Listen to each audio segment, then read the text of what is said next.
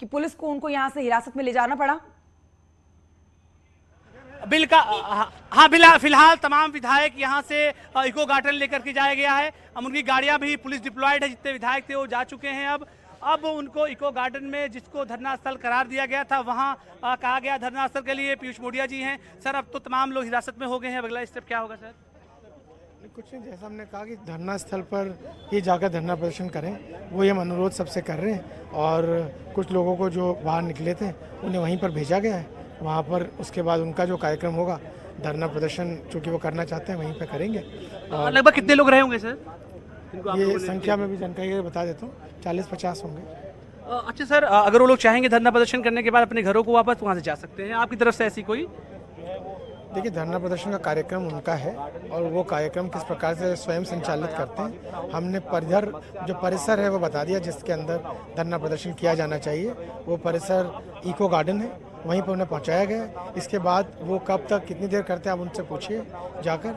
हमारा बस इतना कार्य था कि उन्हें जो निर्धारित धरना स्थल है वहीं तक जाने को अनुरोध किया जाए और वहीं पर पहुंचाया जाए। हाईकोर्ट की रूलिंग का एक हवाला दिया गया सर, वो रूलिंग है क्या सर? अभी आपको दे देता हूं। मेरे पीयूष मोडिया जो थे उन्होंने साफ तौर से कहा कि उनकी जिम्मेदारी जो थी समाजवादी पार्टी कार्यालय से तमाम विधायकों को सकुशल जो है धरना स्थल पर पहुंचाना, उन्हें पहुंचा दिया गया है। वहां पर धरना वहां पर दिया जा सकता है, फिर इच्छा अनुसार वहां से लोग विधायक जा सकते हैं अपने यहाँ। और फिलहाल इस परिसर को देखें, अभी भी पुलिस भारी तादाद में यहाँ पर खड़ी हुई है, क्योंकि उनको ये भी लगता है कोई ऐसा माइंड गेम है, माइंड प्लान ना हो कि समाजवादी पार्टी के विधायक और मौजूद हों बाद के दिनों में या बाद के वक्त पर यहाँ से निकलें। तो ऐसे में पुलिस और स्थानीय प्रशासन तमाम पहलुओं को लेकर के चल रही है। और खासतौर से आज सुबह से लेकर के तमाम समाजवादी पार्टी के विधायकों के घरों पर जो पुलिस का घेरा था, उसके बाद समाजवादी पार्टी कार्यालय के बाहर एक संघर्ष की स्थिति बनी, जिसको लेकर के न्यूज लगातार बता रहा था कि आज राजधानी लखनऊ की सड़कों पर कुछ बड़ा होने वाला है। तो साफ तौर से वो तस्वीरों में भी दिखा और हमारे दर्शकों ने भी उस बात को देखा है। तो फाइनली जो सुबह से करीब 3 बजे से तमाम जगहों को लेकर के या तमाम जगहों पे पुलिस डिप्यूट की गई थी, उसका फाइनली पटाक्षेप ये हुआ कि यहाँ से समाजवादी पार्टी के तमाम विधायकों को गाड़ी में भर करके तो हम देख रहे हैं, पर इस पार्टी के मुखिया कहां पर हैं? अखिलेश यादव की अगुवाई में इस धरना प्रदर्शन को शुरू किया जाना था, लेकिन वो तो अब तक नजर ही नहीं आ रहे हैं पिक्चर फ्रेम में। वो इस समय कहां हैं? उनके बारे में क्या कुछ जानकारी मिल पा रही है अलाउद्दीन? देखिए आज की धरना प्रदर्शन का जो कार्यक्रम बनाया गया था, वो समाजवादी पार्टी के मुख्य सचेतक डॉक्टर मनोज पांडे की अगुवाई में तमाम जो है धरने को जो है आहुति की गई थी।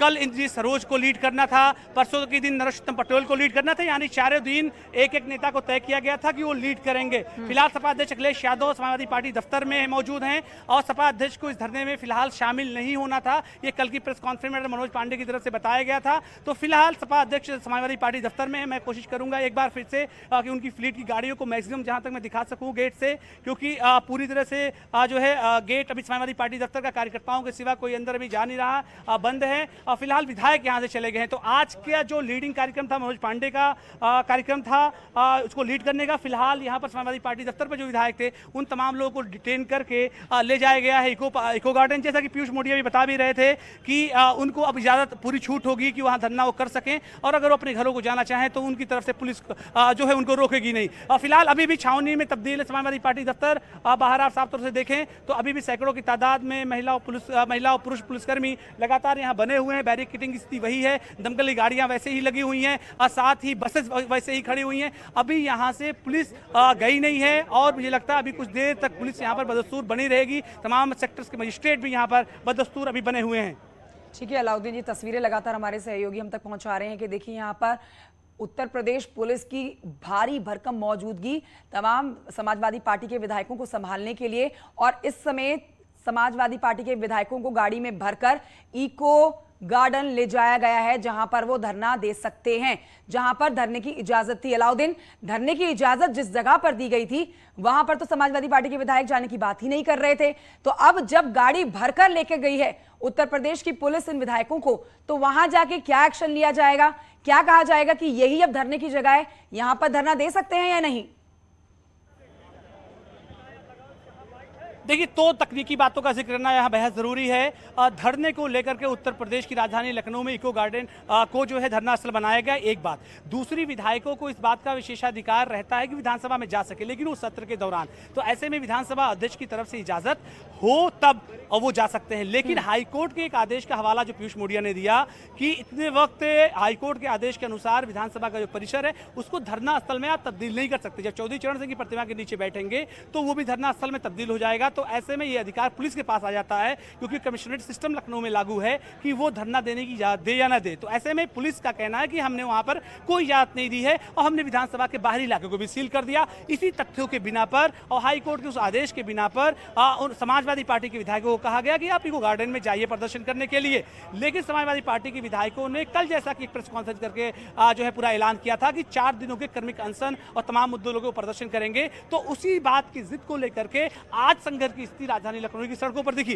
कुल मिलाकर के इसके सियासी मानों पर भी नजर जानी बेहद जरूरी है। ये सिंपली एक खबर लखनऊ की सड़कों से नहीं कि वो जो है तमाम संघर्ष हुए, विधायक गए। आप इस बात को मान के चलिए, कल के दिन ही जिस तरह से वेस्ट बंगाल में भी अपोजिशन उतरा था, तो मुझे लगता है समाजवादी पार्टी भी यहाँ उतर करके विधानसभा शुरू होने से पहले पश्चिम बंगाल में भी हमने देखा भ्रष्टाचार के खिलाफ और कई मुद्दों को लेकर यहाँ विपक्ष जो था वो सरकार के खिलाफ प्रदर्शन कर रहा था। और दूसरी तरफ कांग्रेस का भारत जोड़ो यात्रा चल रही है जिसमें वो केंद्र की बीजेपी सरकार को घेर रही है। और अब तीसरी तरफ समाजवादी पार्टी के जो विधायक हैं ये प्रदर्शन कर रहे हैं। लेकिन अलाउद्दीन, एक सवाल ये बनता है, जब 19 तारीख को आपको पूरी विधानसभा मिल रही है, विधानसभा सत्र शुरू हो रहा है, जाहिर तौर पर विधानसभा सत्र के हंगामेदार होने के पूरे आसार हैं क्योंकि बीजेपी को घेरेगी समाजवादी पार्टी। तो उससे पहले सांकेतिक धरना देके क्या दिखाना चाहती है समाजवादी पार्टी?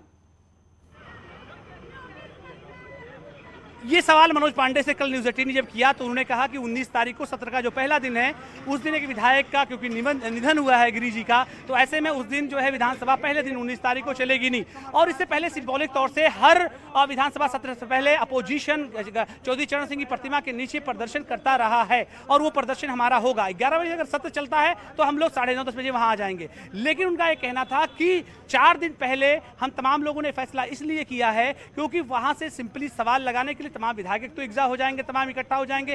साथ ही 4 दिन पहले सरकार को सचेतने के लिए वो कवायद कर रहे हैं। तो कुल मिलाकर के विधानसभा सत्र में सवाल जरूर उठाया जाएगा। लेकिन जिस बात का जिक्र मैं कर रहा हूं कि इसको तकनीकी बंधन में बांधने की जगह सियासी पहलू को जब आप देखेंगे तो इस बात को आप मान के चलेंगे 2024 में उत्तर प्रदेश में पूरे देश में इलेक्शन है और उत्तर प्रदेश से ही सबसे ज्यादा सीटें लोकसभा की आती हैं और उत्तर प्रदेश में जो राज करेगा या जीतेगा उसी की गाड़ी बदस्तूर बिना किसी ब्रेकर के दिल्ली पहुंच जाएगी। तो उसका भी मंथन है, उसकी भी कवायद है। उस कवायद को आप नजरअंदाज नहीं कर सकते क्योंकि समाजवादी पार्टी इन दिनों अपने कार्यकर्ताओं को सदस्यता अभियान पे लगा के रखा है। समाजवादी पार्टी ने तय किया है कि उनको 3 करोड़ सदस्य बनाने हैं, हर बूथ तक अपना सदस्य लेकर के जाना है। तो ऐसे में उस मंथन के साथ साथ अगर इस तरह की कोई धरना प्रदर्शन होता है तो ऐसे में उनके कार्यकर्ताओं में न सिर्फ मोराल बूस्ट होगा बल्कि इसको 2024 की एक तैयारी और प्रारूप को देख सकते हैं। पिछले 2 महीने के सियासी घटनाक्रम को जब आप देखते हैं तो ओम प्रकाश राजभर से लेकर के जितनी सियासी एलाइट पार्टियां समाजवादी पार्टी की हैं, कई तरह से उस पर समाजवादी पार्टी पर हमला हुआ, कई सारी खबरें बनी, खबरें निकली। तो ऐसे में अब उसके बाद ये पहला सत्र है जो सत्र आहूत होने जा रहा है। यानी कि एक सत्र इससे पहले जब आहूत हुआ था तो ओम प्रकाश राजभर समाजवादी पार्टी के इलाज पार्टियों के साथ बैठते थे, शिवपाल सिंह यादव तीसरे रो में थे। एक घटनाक्रम और होता है जिसमें सपा अध्यक्ष लेटर लिखते हैं कि उनको पहली रो अलॉट की जाए। तो इन तमाम चीजों को आज के घटनाक्रम को उस सियासी परिप्रेक्ष्य से यानी पर्दे के पीछे कई सवाल जो दागे जाएंगे अब अखिलेश यादव के ऊपर, उसमें एक गंभीर सवाल उनकी तैयारी को लेकर भी होगा कि ये जो सांकेतिक धरना प्रदर्शन आज से शुरू किया जाना था वो जो अब तक नहीं हो पाया है उसकी तैयारी पार्टी की कच्ची नजर आई। क्योंकि हर एक प्रदेश की, हर एक राज्य की अपनी एक हायरार्की होती है, एक सिस्टम होता है कि अगर आप धरना प्रदर्शन भी कर रहे हैं तो आपको पहले उसके लिए परमिशन लेनी होती है। कल अचानक से आप प्रेस कॉन्फ्रेंस करते हैं और 3 दिन बताते हैं सांकेतिक धरने को लेकर जिसमें कौन धरने को लीड करेगा ये जानकारी आप देते हैं।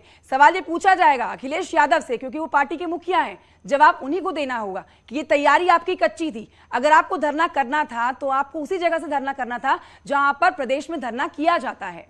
अलाउद्दीन, देखिए सियासत में एक चीज समझना बेहद जरूरी है। अगर ये धरना होकर रह जाता तो खबरों से लेकर के कार्यकर्ताओं में संदेश जाने का जो मामला है वो उतना सफलतम नहीं होता जिस तरह से आज जो है समाजवादी पार्टी का मानना है कि उनका धरना ना होकर के भी सफल हुआ है। इस बात मैं आपको रोकना चाहूंगी। इस समय हमारे साथ बीजेपी पार्टी के प्रवक्ता राकेश त्रिपाठी जी जुड़ गए हैं फोन लाइन पर, उनसे बात कर लेते हैं। सर देखिए, आप भी तस्वीरें देख रहे होंगे इस समय समाजवादी पार्टी जो है आपके खिलाफ मोर्चा खोल दिए हुए है। विधानसभा सत्र से पहले 3 दिन का जो सांकेतिक धरना है, इस पर आपकी पहली प्रतिक्रिया क्या कहेंगे आप? नहीं, ये सांकेतिक धरना वास्तविकता में केवल संकेत मात्र बनकर रह गया। सच्चाई ये है कि समाजवादी पार्टी के अंदर अब ये कुव्वत नहीं बची है कि वो जैसे मुलायम सिंह यादव से की पार्टी थी, जब मुलायम सिंह यादव जी अध्यक्ष हुआ करते थे तो समाजवादी पार्टी का धरना प्रदर्शन बड़ा विशालकाय बड़ी संख्या के साथ हुआ करता था।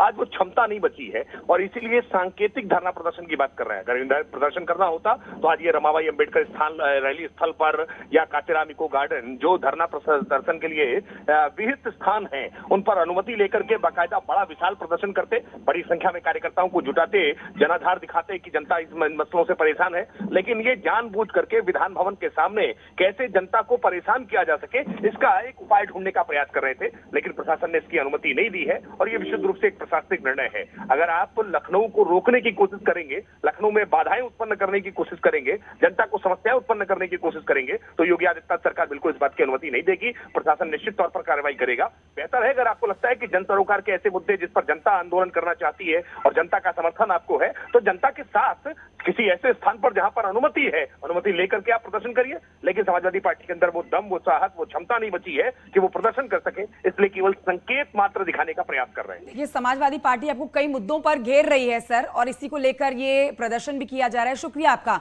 हमसे बात करने के लिए। हम लगातार इस बड़ी खबर पर बने हुए हैं, तस्वीरें आप तक पहुंचा रहे हैं। समाजवादी पार्टी का हल्ला बोल कहिए या फिर उनकी धरना पॉलिटिक्स कहिए, जिसमें अब तमाम विधायकों को लेकर पुलिस ले गई है इको गार्डन।